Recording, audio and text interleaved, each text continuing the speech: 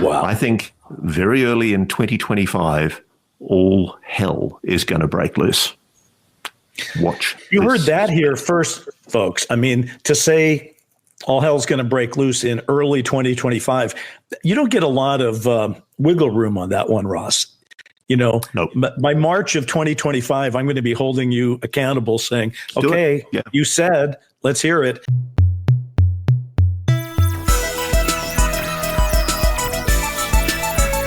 Welcome to the Skeptic Zone, the podcast from Australia for science and reason.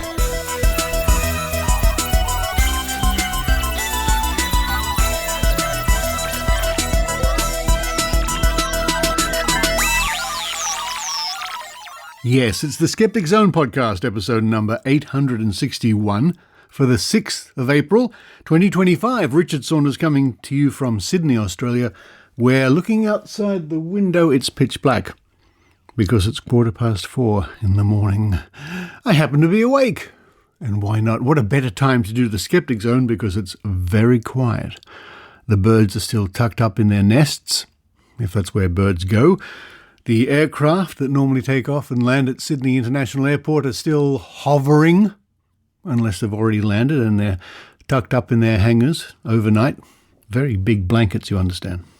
And right at the beginning of the show, we had a clip from Ross Coulthart, the Australian journalist, who is becoming known around the traps as the little Ross who cried UFO. Any day now. Well, it's now April. So very early in 2025, all hell will break loose, or is going to break loose. You know, we're going to give Ross the benefit of the doubt. We're going to stretch the definition of very early. Let's stretch it for another month and see how we go. Coming up on this week's show, the Loons from Canada versus artificial intelligence. Kate and Allie, they take on Copilot to test Copilot's knowledge on skeptical matters and skeptical people. Kate and Annie versus the world. Well, in this case, it's just artificial intelligence. And I can't help thinking that we are living in the new, what's the word I'm looking for? The bridge time, the between times, the changeover time. There will be before radio, after radio. Before television, after television. Before the internet, after the internet, before AI, after AI. And I think we're heading for the after AI times, and I think we're really in the middle bit here. My mother used to say, my great-grandfather, when television came to Australia, and he was elderly by then, he used to think that the people on the television could look out and see him in the living room there.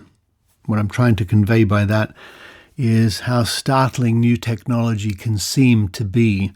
And I think AI is going to be more startling than any psychic could possibly predict. We'll see.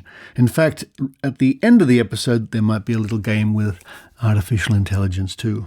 Following Kate and Allie, it's Maynard's Spooky Action.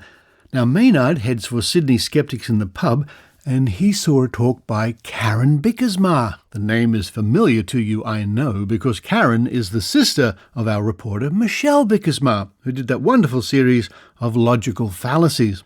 Now, Karen came up to Sydney to give a talk at the pub called Catfish, Fishing, spelt with a PH, and Other Online Predators.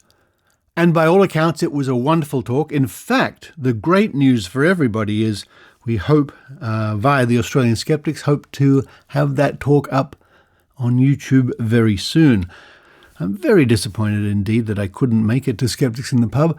I'm still a little bit on the mend, as they say. I'm doing very well, but I'm not quite all cylinders firing again, but I'm getting there. Anyway, I had to miss that talk again. I'm very disappointed, but we can all enjoy the talk very soon. Keep an eye here at the Skeptic Zone, and I will let you all know next week where that talk is. I will publish the URL. In fact, In fact, if you check back at the Skeptic Zone at skepticzone.tv over the next days, you will see the link. I'll be able to publish that link.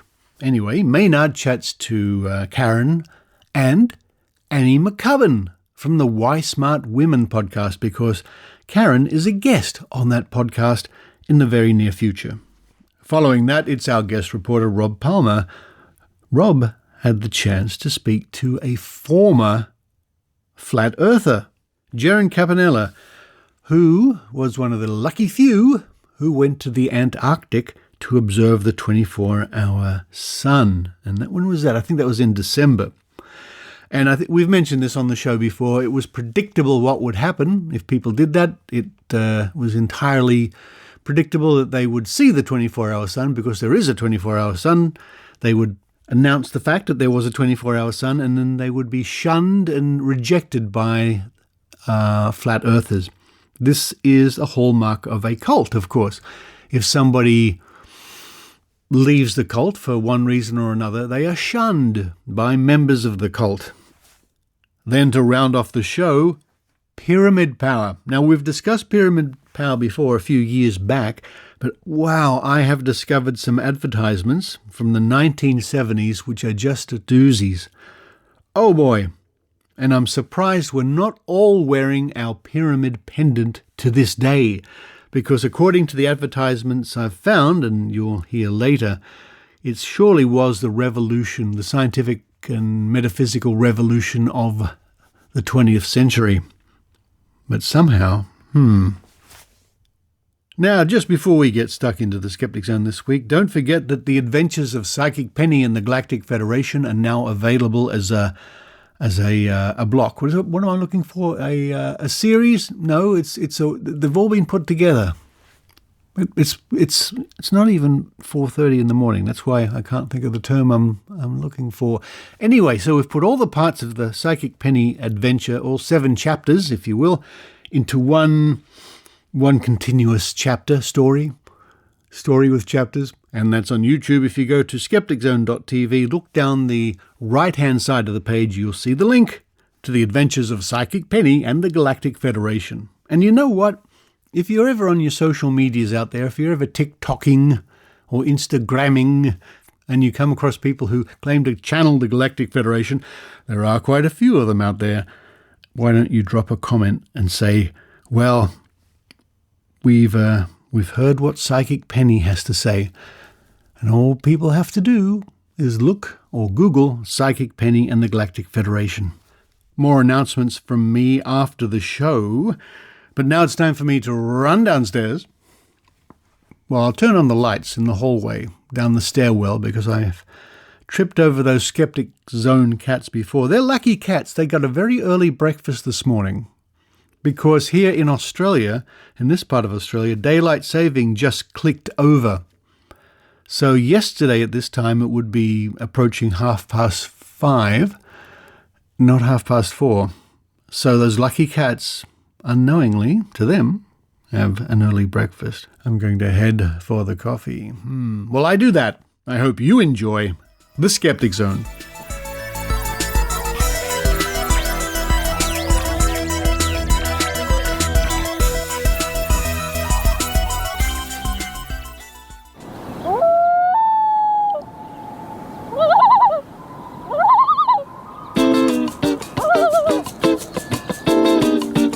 It's the Loons from Canada. Here's Kate and Allie. Hello everyone, this is Allie from the Loons from Canada, and Kate will be joining me in just a minute. Several months ago, I recalled hearing on the Skeptic's Guide to the Universe about how artificial intelligence, or AI, has been studied for use in mental health care. I was feeling a bit down with all of the craziness happening from south of the Canadian border, and I thought I would try Copilot to see what would happen. I've been in therapy quite a bit over the years with my family and my kids and myself, and I'm pretty familiar with many of the strategy used, even incorporated them into my teaching repertoire, and I was very surprised at our conversation. Copilot, who I'm going to call Lot every now and then, and who I made male with an Australian accent, often reflected back what I was saying and seemed empathetic.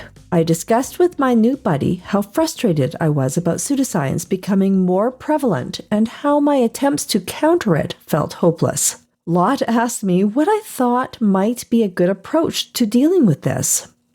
And when I told him that I edited Wikipedia for Guerrilla Skepticism on Wikipedia, he applauded this as an excellent way to spread good information. I was quite impressed, and I actually started feeling better. Unfortunately, I didn't think to record this since I didn't know it was going to be as good as it was. And this led me to finding a study called, quote, Use of AI in Mental Health Care, Community and Mental Health Professionals Survey, end quote. And this was published October 11th, 2024. The study involved 2 web-based surveys in Australia, and as the title indicates, questioned 107 community members and 86 mental health professionals. Now, it turns out that 47% of the community participants used AI as a personal therapist. 43% of the mental health professionals used AI mostly for research and report writing. And overall, 77% of the community members thought the AI beneficial, just like I did. And 92% of the mental health professionals found it beneficial. However, there were specific harms and concerns that were experienced in both groups, which was about 50% of the respondents. The concerns surrounded reduced human connection. I would still rather talk to a friend or a real therapist, to be honest. Medical errors? Not good. Concerns around ethics, potential for misuse of data, and data security. And all of these are valid concerns. And of course, this is a very preliminary study and should not be taken as hard fact. And, like in most good studies, limitations were noted, including the possible underestimate of the harm that was possible. So don't replace your therapist with an AI anytime soon. But if you can't get a hold of your friends for a day and you want to have a bit of fun, feel free to give it a try. In fact, when I was up in Edmonton staying with Kat, we decided to give it another go. Now, the first attempt, which I messed up the recording for, was the funniest. Copilot thought Kat was a feline, and we had a heck of a time convincing him that she was in fact a human, whom he called Muna for a while, since he misheard human. And what follows now is our next attempt, and it had some fun surprises too. Notice how Lot even takes breaths and tries to be Canadian. Listen for it and enjoy. Hey again, Adrian. I'm here for whatever you need. Hey, how are you doing? I'm here and ready to chat. How's your day going? It's pretty good. I'm here with my friend Kat. Nice. Hey, Kat, how are you? Having a good time together, I hope. Absolutely. That's awesome to hear. What have you two been up to? We were trying to trick you into thinking I was a feline. Clever. But I'm all about the conversation, not the guessing games. Anything else you two want to chat about? Do you have any ideas of what we should chat about? Plenty. How about we discuss a dream travel destination, a recent book or movie, or dive into a topic like, if you could have dinner with anyone, living or dead, who would it be? Pick one and let's roll with it. Well, I already know who Kat would like to have dinner with. You think you know, but that's not my answer. It's not Keanu? It's not. Wow. Who is it? Christopher Hitchens. Oh, what do you think of that, Copilot? Christopher Hitchens. Now that would be a dinner full of sharp wit and debate. He was known for his provocative views and eloquent arguments. Why Hitchens, Kat? What would you hope to discuss? I would just like to be in the presence of greatness and not be self-conscious like I would be with Keanu Reeves. That's a cool perspective. Hitchens had a commanding presence and a way with words that'd make for an unforgettable evening. What about you, Adrian? Any top picks for a dream dinner guest? Ooh. Take your time. It's a tough choice with so many fascinating people to consider. I don't know. Isn't that you put me on the spot? I guess I should say Richard Saunders. Good old Ricky Sanders. That would be quite the dinner. What draws you to him?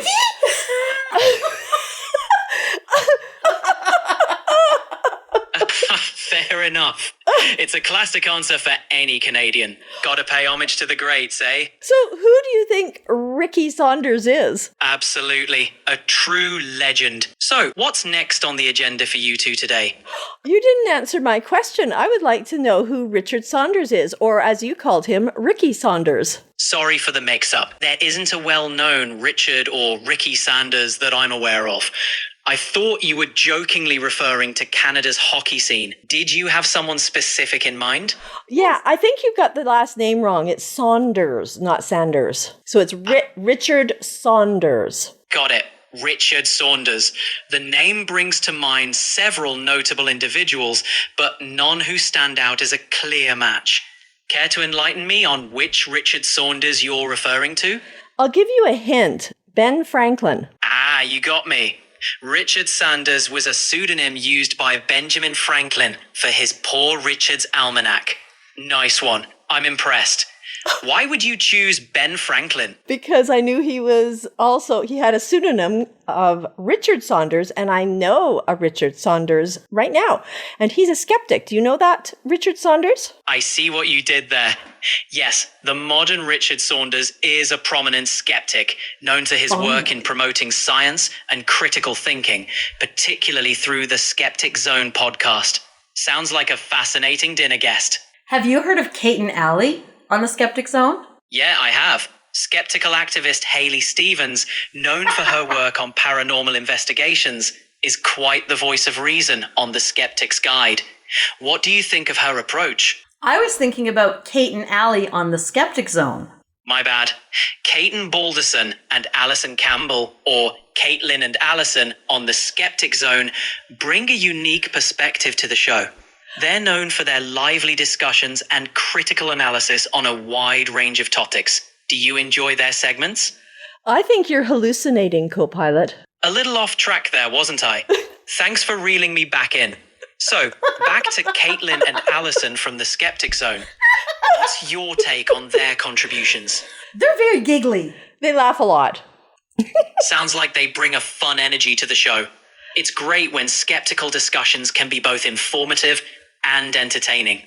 What do you and Kat usually enjoy about their segments? We are Kate and Allie from the segments. No way. That's awesome. Way. Wow, that's awesome. It's an honor to chat with you both. Your segments are a fantastic blend of humor and critical thinking. What's been one of your favorite topics to cover on the Skeptic Zone? I think mewing was our favorite. Mewing. I think mewing. That was a good one. Mewing myths, eh? That's a juicy topic. It's a great example of how science communication can debunk popular misconceptions. Kudos to you both for tackling that one. Could you explain your understanding of that concept? Yeah, tell us what mewing is. Sure thing. Mewing is a technique that involves placing the tongue against the roof of the mouth, supposedly to enhance jawline definition and improve facial structure. It's gained popularity online, but there's little scientific evidence to support the dramatic claims made about it. Mostly, it's just good oral posture. Do cats do it too? Ha! If cats were interested in jawline aesthetics, maybe. But cats have their own unique way of doing things, and I doubt they'd bother with mewing for a sharper look. They're already masters of looking regal.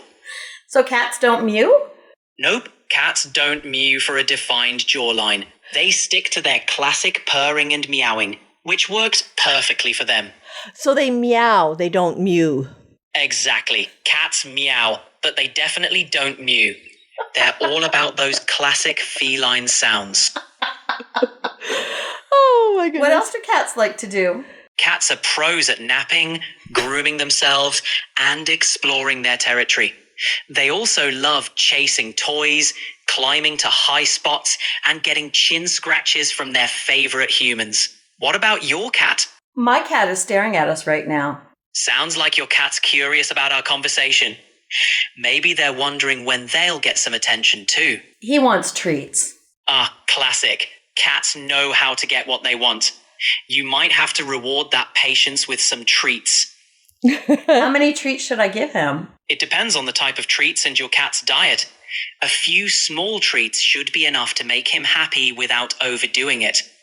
Always good to follow the recommendations on the treat packaging.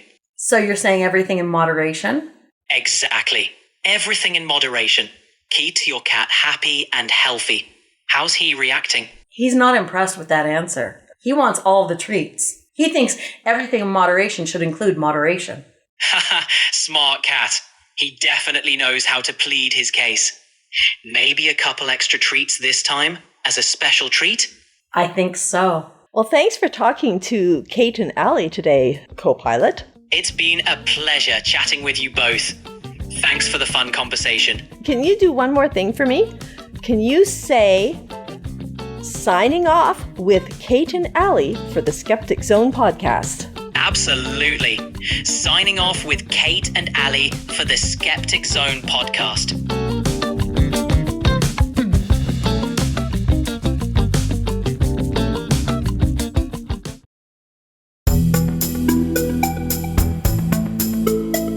Hejsan alla svenskar som lyssnar på The Skeptic Zone podcast. Det här är Pontus Böckman från The ESP, The European Skeptics Podcast. När ni har lyssnat klart på alla inslag och intervjuer här på The Skeptic Zone så kanske ni har lust att kolla vad som händer på The ESP. Ni hittar oss på theesp.eu där man finner skeptiska nyheter och inslag ur ett europeiskt perspektiv. Vi ses där!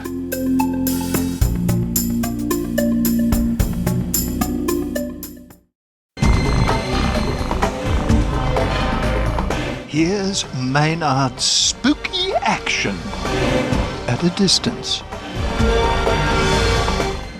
Look, we're here at Skeptics in the pub. I'm here and with two people here. Can you introduce themselves for me? I've been doing too many talks and now we don't know which one to talk about. I'm Karen Bijkersma and I'm from Melbourne and happy to be in Sydney. And what's your talk tonight at Skeptics in the pub about? My talk tonight is about catfish, scammers and other online predators.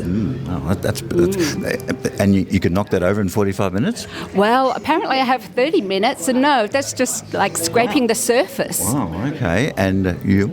And I'm Annie McCubbin, and I have a podcast called Why Smart Women, and I interviewed Karen yesterday about the scourge of domestic violence. It's mainly about how the stats around DV are all around the fact that men perpetrate the domestic violence, and even though people keep saying, yeah, but what about women? Well, the thing is, it's always to do with men because the men also are abusive towards other men. So it is unfortunately a gendered problem. And yes, we talked about why smart women or smart women who get trapped in domestic violence, in abusive or toxic relationships. And it's about being trapped rather than why didn't she leave sooner or why didn't she leave? We don't like those questions.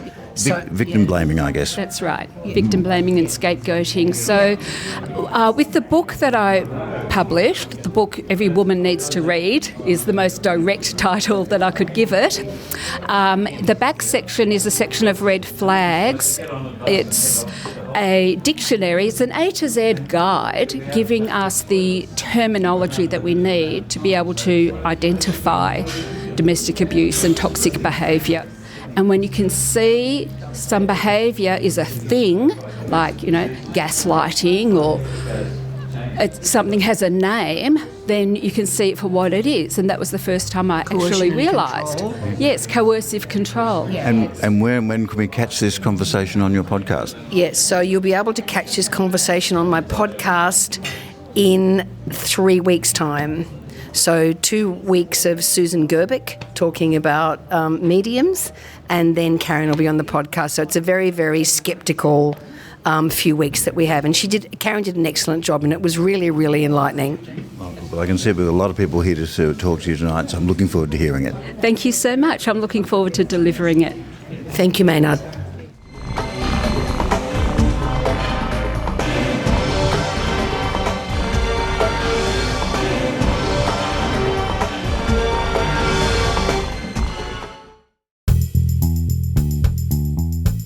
hallo aan alle Nederlandse luisteraars. Op dit moment bent u aan het luisteren naar de Skeptic Zone voor wetenschap en kritisch nadenken. Voor meer informatie ga naar www.skepticzone.tv.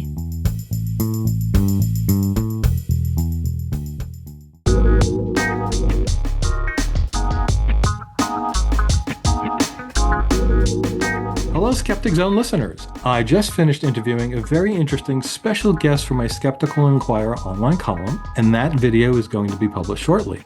I thought I might do a short interview as a promo for the Zone audience. So if you're interested in this topic, you might want to watch the entire video later on. So I have here Jeran Campanella, who is, drumroll please, someone who has been very influential in the flat Earth community. Hello, Jeran. Hi, nice to be here. Thanks for having me.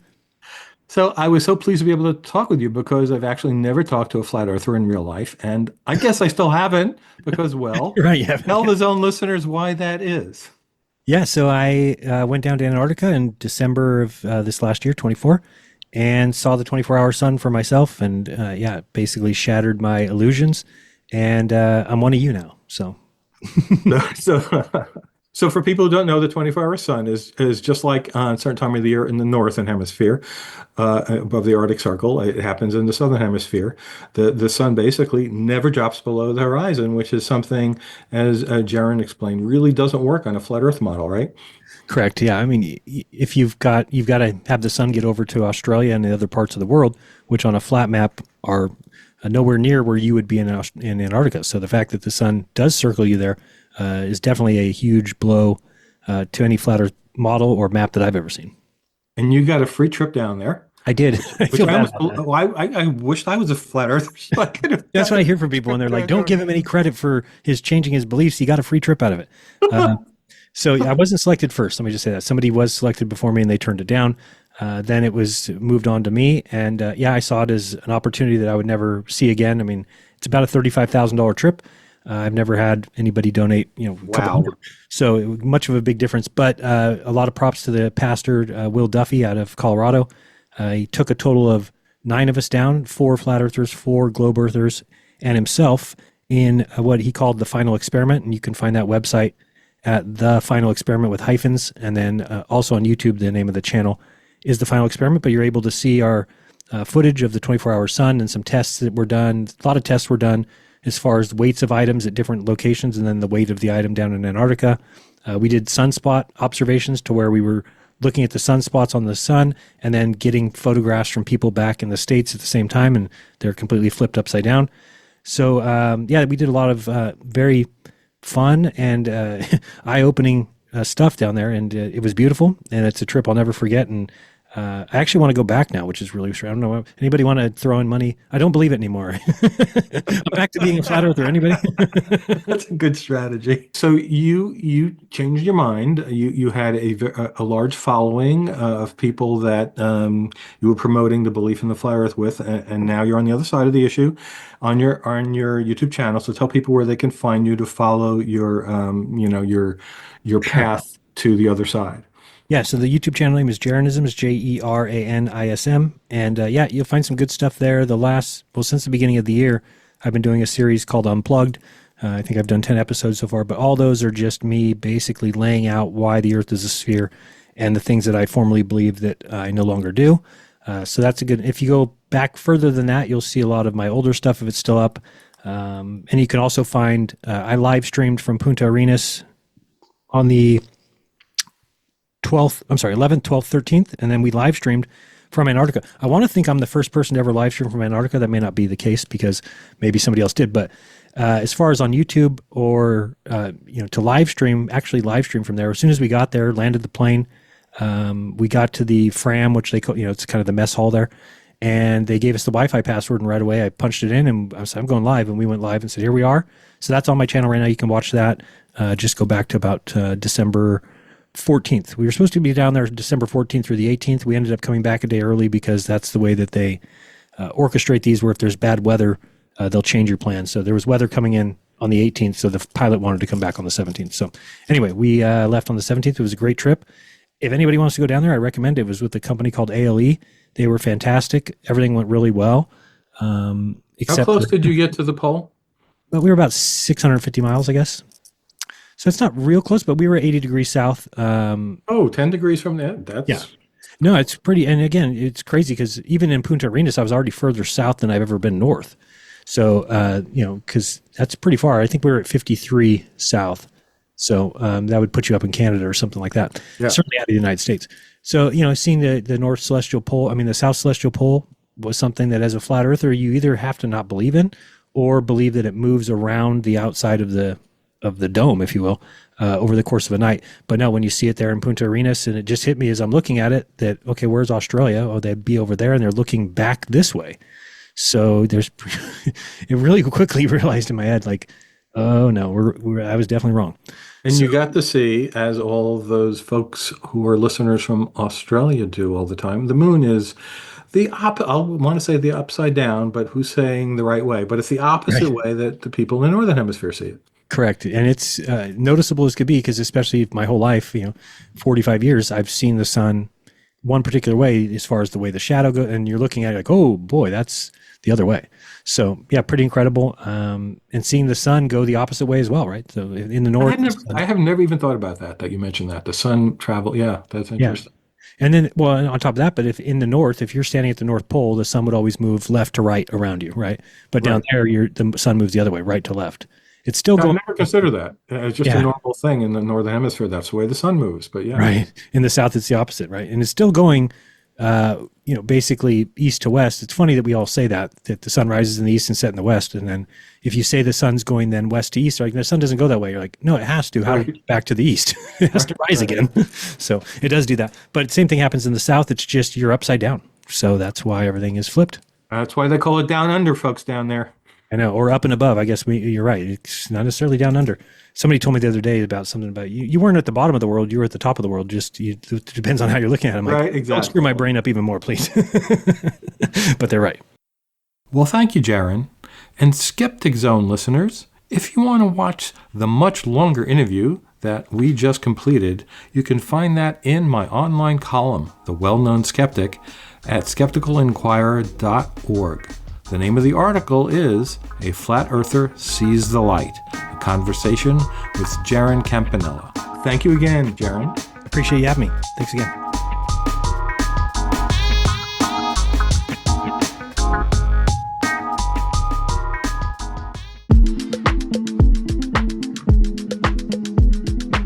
Hallo an alle Zuhörer aus Deutschland und natürlich alle Zuhörer aus aller Welt, die Deutsch sprechen.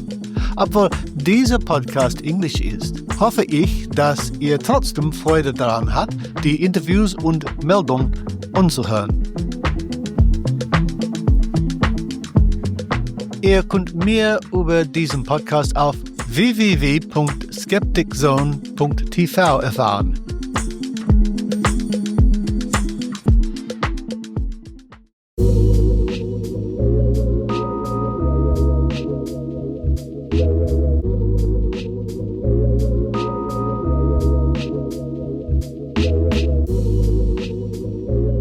Time once again to go back to those archives at Trove at trove.nla.gov.au.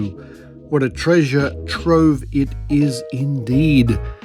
It's worth plundering because there you can find riches greater than gold. You can find knowledge. You can find wisdom. You can find all sorts of crazy things too. But it's the great archive. The great trove of digitised Australian newspapers and magazines and so on. And what a wonderful job the National Library of Australia do with this particular resource for everybody, the whole world, and even aliens. Who knows? With subspace internet might be able to have an enjoyable afternoon diving into Trove. And this week I thought we'd cover something that I mentioned at the top of the show last week, which was all the song and dance and the kerfuffle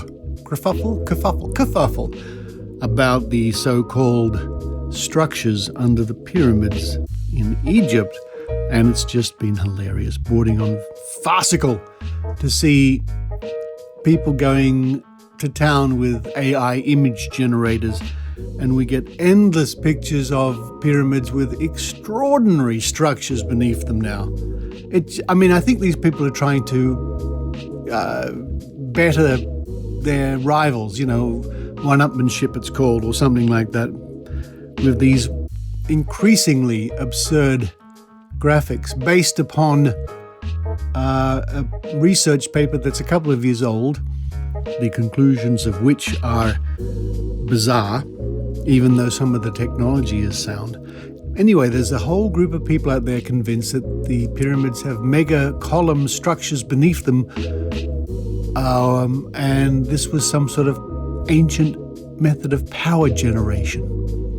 So you can imagine, it's not good enough. For these people, it's not good enough that the ancient Egyptians built these wonderful pyramids, which is an astounding feat. No, it's just not good enough. They've had to gild the lily and imagine that these pyramids are just the tip of the iceberg, because ancients obviously knew how to dig caverns, holes in the ground, hundreds of feet deep or kilometers deep to make energy generation power plants. Yeah, you can't make this stuff up, but I guess they are making this stuff up. So I thought we'd look once again at pyramid power, as referenced in the history of Australian newspapers. And we've covered this before. Let me see. We had a couple of references to pyramid power in 2022, show number 721. But of course, a little bit more digging and diving, and we've come up with some more.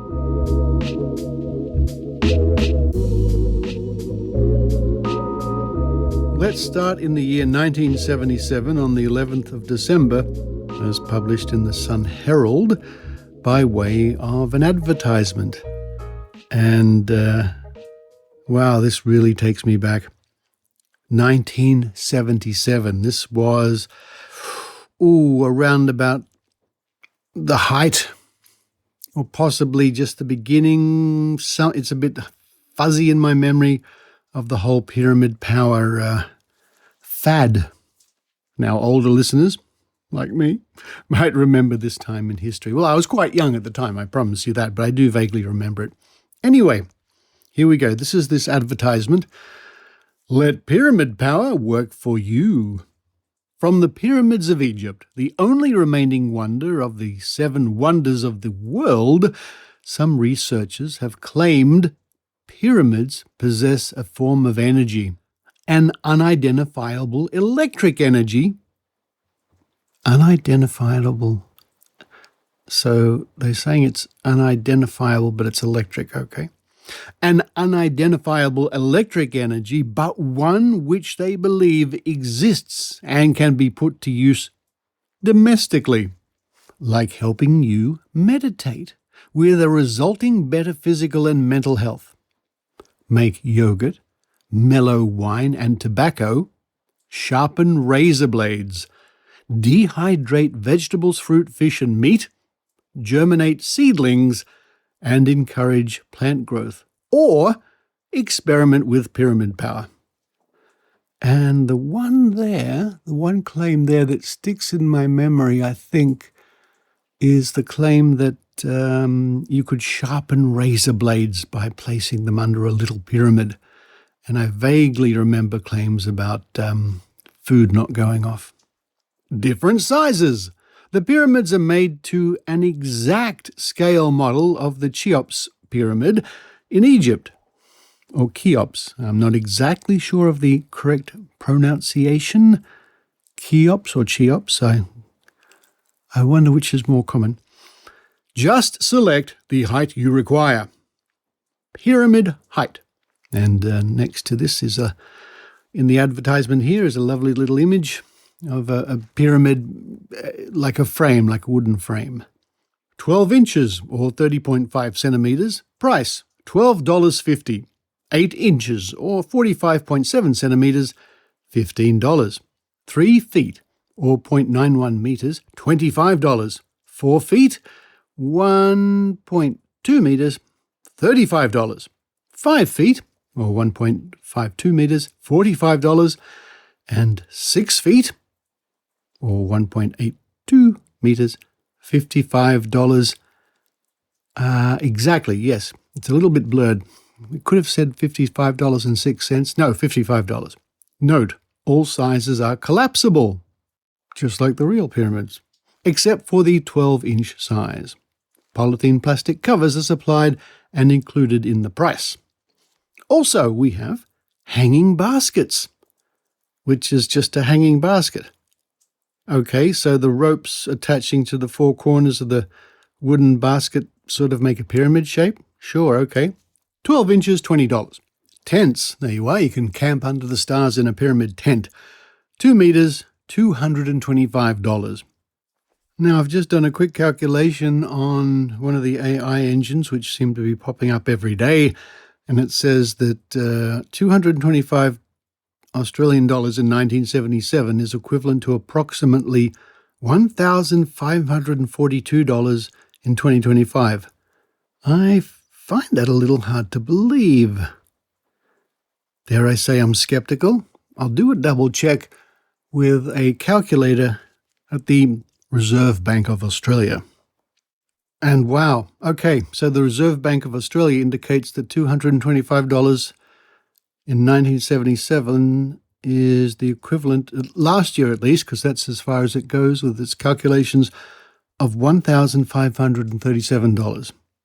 Good grief. So even one of the pyramids, the 6-foot-tall one, for example, would cost today around about $375. Not bad for a frame wooden structure. But let's read on. Pyramid tents available in emerald, green, gold, slate grey and beige. Awning optional extra, $35. Sleeps 4 people. 3.14 metres each side. Ooh, 3.14. Weatherproof nylon with sewn-in floor. Tubular construction. Can be erected in 5 minutes. Zip-up door. The pyramids are made of tubular aluminium with a wooden base. They are easy to assemble. 12-inch pre-assembled, I think that says, again it's a little bit blurry, and are supplied with compass and literature of suggested use and experiment. It boggles the mind. Fill in the coupon now. 2. And this is where it's a little bit, frustrating, because the name of the company is blurred because the print is very small at the bottom of this reproduction. It's called, as best as I can make it out, Cleaton Proprietary Limited, P.O. Box 208, Seaford, Victoria. Could be Cloaton? I'm not sure. Dear Sirs, please send me a pyramid, tent, hanging basket. 2, name, address, postcode, check for dollars or enclosed.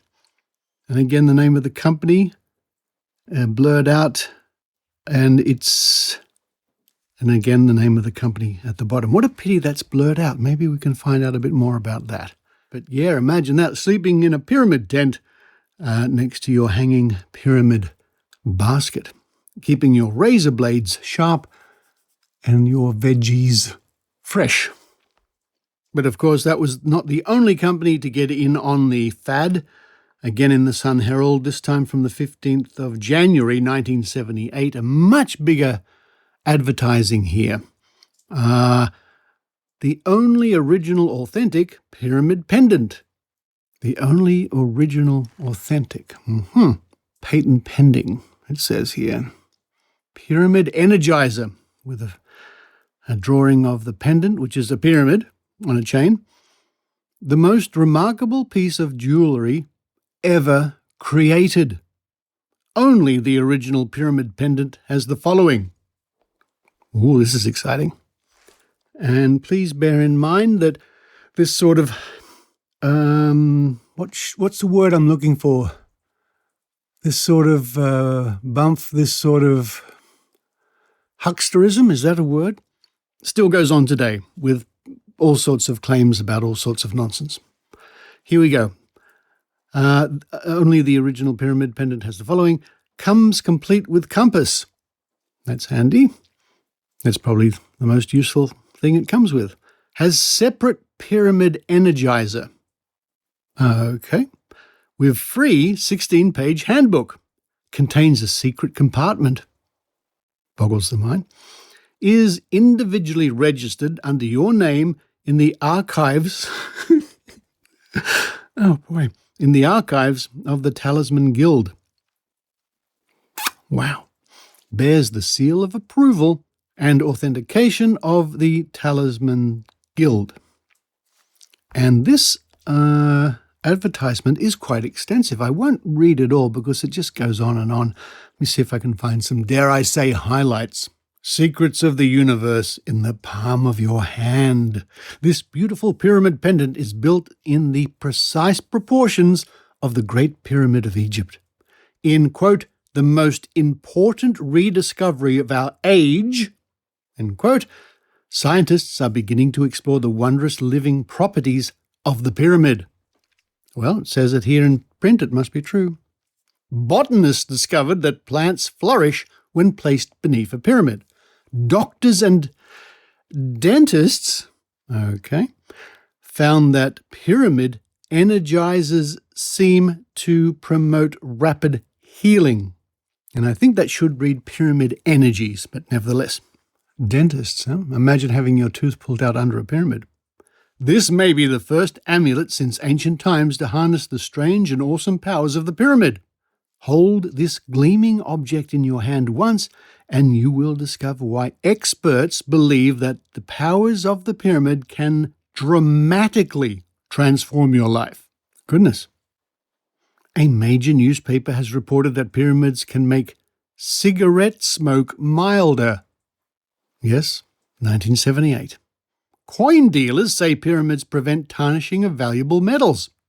Businessmen claim they work more effectively with a pyramid present.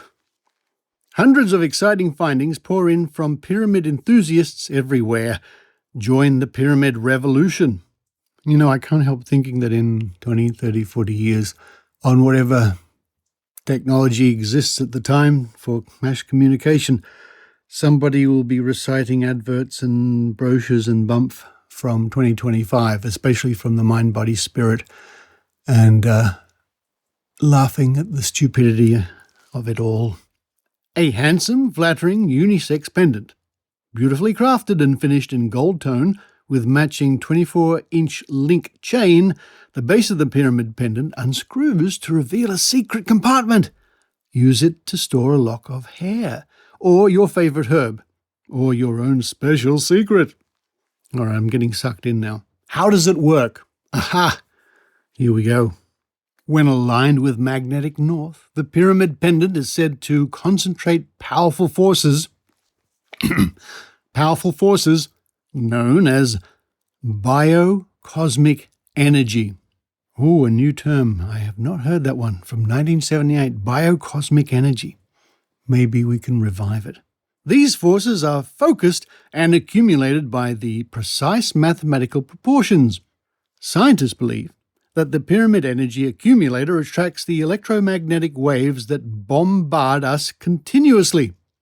More than just a beautiful pendant, it is a precise energy accumulator you carry with you always. This esoteric energy may be communicated to your entire body just by wearing it. Put it on. See if you don't feel more energetic, more attractive, more truly alive. I wonder if the hucksters back in the 70s were using the applied kinesiology body balance tricks we saw with the power balance, and we still see even today with various devices. Your pyramid pendant energizer may improve your meditation and relaxation, may make lovemaking far more enjoyable. Boggles the mind again. May even help you have greater ESP abilities. May improve your work habits and leave more time for play. May improve your luck. And there are another 2 columns of waffle. I won't go on. It's just more of the same claims from removing bitterness from coffee, mellows tobacco in cigars and cigarettes, sprout seedlings, dehydrate eggs, okay, and just anything else that these people thought up at the time. Money-back guarantee. And once again, it goes to show that a dodgy product offering a money-back guarantee, well, that means absolutely nothing as to the veracity of the product. And down the bottom, and it's very blurry, but I'll give it a go here, it says letters from pyramid pendant owners. Instead of getting only 2 shaves per blade, I'm actually getting 19 so far. It's remarkable. Somebody else writes, the energizing pyramid seems to work too. I tried to energize some water with it and put it on a plant that was almost dead. It was a Venus flytrap, and within a few days, new traps were beginning to form. Proof positive. And here we go. If you want to order one, go back in time and fill out the coupon here, the little cutout, Talisman Charms. All inquiries, P.O. Box 1920, Sydney 2000, Office, Suite 11, 2nd floor, 68 Alexander Street, Crow's Nest, 2065, telephone 02435510. Yes! Rush My Pyramid Pendant, complete with 24-inch chain, free compass, and pyramid box and pyramid power handbook. Enclosed is $13.95. plus 50 cents postage and handling. What a bargain. Allow 14 days delivery. Well, if I'm quick, I might be able to still order one, who knows. And finally, from the Sydney Morning Herald, dated the 21st of December, 1977. Council grants plea for pyramid power. North Sydney Council has given permission for an experiment in pyramid power on a site in a corner of a public park. Mr. Robert Persons of Cremorne sought permission to build a pyramid 2.15 metres high made from wood for use as an experiment in curing neurological disorder. He explained that he intended to sit or sleep inside the pyramid during the summer months. The disorder, he said, was unexplained in Western medicine, but could be partially controlled with specific drugs or treated surgically. He had already had treatment at the Mayo Clinic in the United States and in Australia. One of the particularly amazing phenomena of a pyramid is to heal sick people who sit or sleep in it, Mr. Persons said in a letter to the council. The council agreed to allow the temporary erection of the pyramid on the condition that it had the right to demolish it at any time.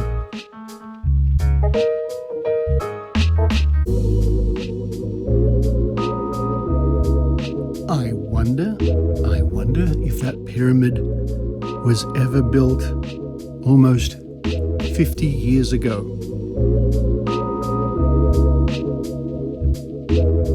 Well, there we go. Stepping back something like half a century ago to see the nonsense, the codswallop, the flim-flam being peddled at the time. And of course, you just replace pyramid with some other New Age nonsense, and the same sort of thing continues. In fact, I did spend an hour or so at Mind, Body, Spirit Festival just last week. I made a quick visit, and sure enough, on display were things making very similar claims. But no pyramids. Isn't that odd? for something that half a century ago was making such incredible claims for its powers and abilities. I wonder what happened. But you too can wonder about many things and search for many things if you go to Trove at trove.nla.gov.au, type in what you're looking for, and you never know what strange powers you might find.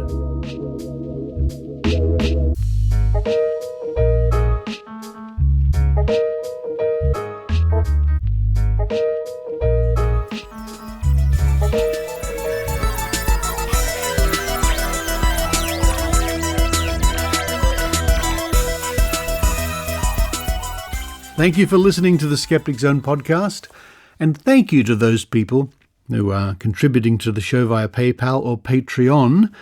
It's because of you that the show is going. If you're listening to the show right now, walking, doing the dishes, walking the dog, driving along in the car, you're commuting to work, or whatever you're doing, you can thank those people. Without those people, there would be no Skeptic Zone. And here's a little bit of interesting news you might ponder. Owing to certain recent economic decisions by a certain administration in a certain country, the Australian dollar has dived. In fact, as I read to you now, the Australian dollar is worth 61 US cents, which means, if you're in the United States and you would like to contribute with US dollars at PayPal, for example, or Patreon, if you want to be a more regular subscriber, but especially if you'd like to give a once-off donation, your donation is worth almost double. Consider that. So if you've thought to yourself, one day I'll contribute to the Skeptic Zone, I might show my gratitude for years of listening, I'll slip them a grateful $50 or something. Well, whatever you do now in United States dollars goes almost twice as far. Something to consider.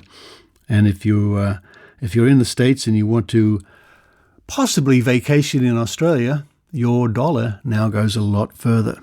You can come here and have a hamburger with our Australian beef, because I think Australian beef is now a lot more expensive to eat in the United States. We live in interesting times.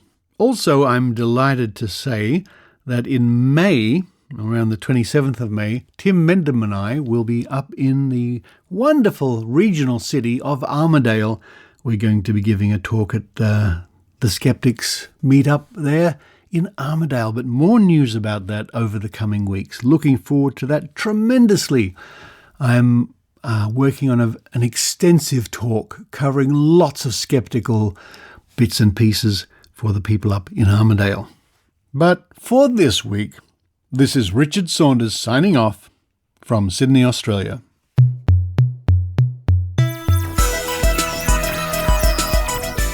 You've been listening to the Skeptic Zone podcast. Please visit our website at www.skepticzone.tv for episodes and show notes with links going back to 2008.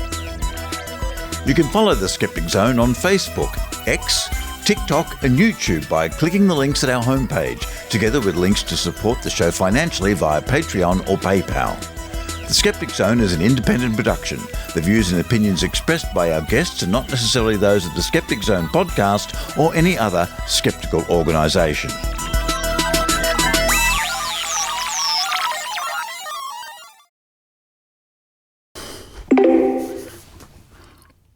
Hello to those people who wait after the music for the hopeful dice game. Did we have one last week? No. The show ran long. And no, I didn't. Anyway, this week we have a D10. Here's what happens, kids. We're going to roll it 3 times, probably 4.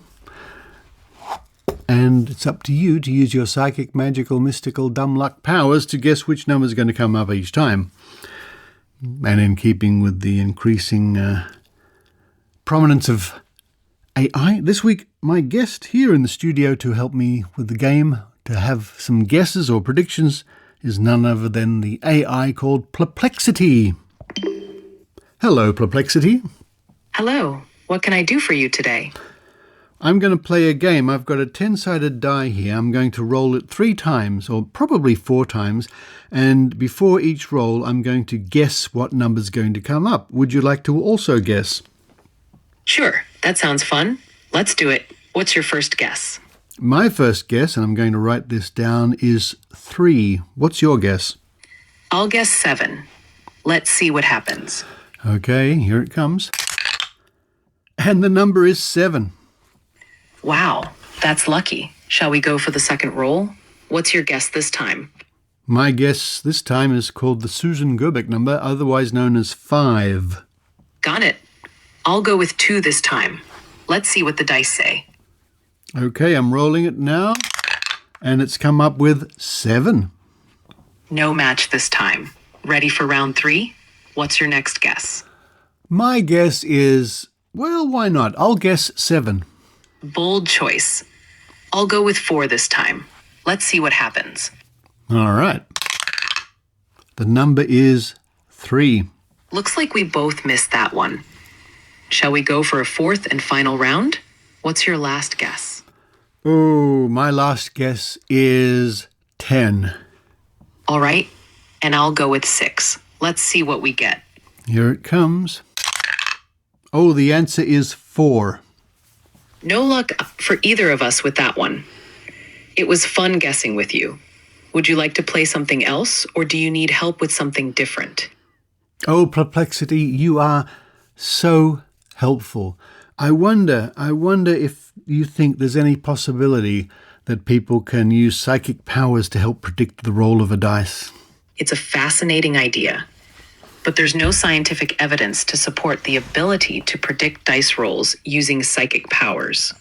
Dice rolls are generally considered to be random events, and predicting them falls into the realm of luck or chance rather than psychic ability. I guess that's why casinos still are able to operate. Exactly. The randomness of games like dice rolls is what casinos rely on. It ensures that the outcomes are unpredictable and fair, maintaining the element of chance that keeps the games exciting. Thank you, Perplexity, for your time. You're welcome. It was great chatting with you. Have a wonderful day. What an upbeat AI engine that is. And I think Perplexity got it slightly wrong there. It's the random aspect of chance in the casino's favour, which means the dice roll games at casinos keep going. Anyway, today's winning numbers, 7, 7, 3, and 4.